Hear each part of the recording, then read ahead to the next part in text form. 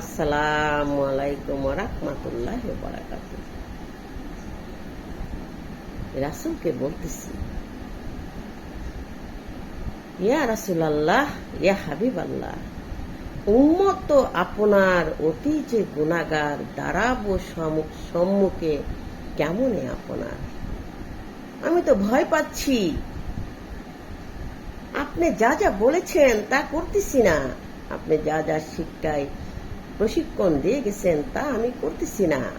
কিভাবে আপনার সামনে উম্মত বলে নিজেকে দাবি করব, কিভাবে আপনার সামনে দাঁড়াবো, সেই কথাগুলি এখানে লেখা।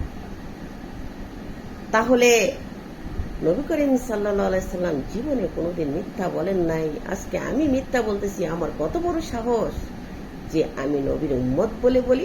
আমি নবীর উম্মত, আমি শেষ নবীর উম্মত, এইভাবে বলতেছি। অথচ আমি মিথ্যা বলি, আমি হিংসা করি, আমি অহংকার করি, আমি আবাদত করেও আবাদতের অহংকার করি। কত বড় সাহস আমার! আমি কি করব? এই আবাদত কি আমাকে জান্নাতে নিতে পারবে? এই আবাদত কি আমাকে আল্লাহ তো পৌঁছে দিবে? না।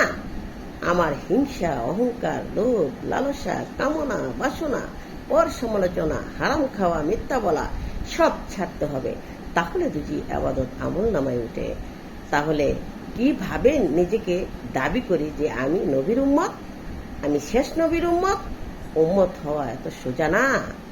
উম্মত হতে হলে ওনার উম্মত সেই হতে পারবে যে জীবনে মিথ্যা বলে না, যে হিংসা করে না, যে অহংকার করে না, যে কোনো ধরনের খারাপ কাজে লিপ্ত নাই, যে যে হারাম খায় না। আবাদত কবুল হওয়ার প্রথম শর্ত হালাল রিজিক। তাহলে আমার ঘরে আমি হালাল খেলেও মানুষের বাড়িতে সুদ ঘুষের টাকা আমি খাচ্ছি, মেম্বার বাড়ি, চেয়ারম্যান বাড়ি, এমপির বাড়ি, নেতার বাড়ি এবং কি পুলিশের বাড়ি খাচ্ছি। ওরা তো সুদ ঘুষ খাচ্ছে, ওদের টাকা দিয়ে আমি হারাম খেয়ে আসছি।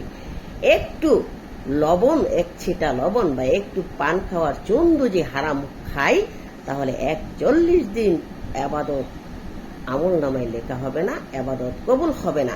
প্রতিদিন হারাম খাচ্ছি, তাহলে কিভাবে আমি নামাজি হইলাম, কিভাবে আমি উম্মত হইলাম?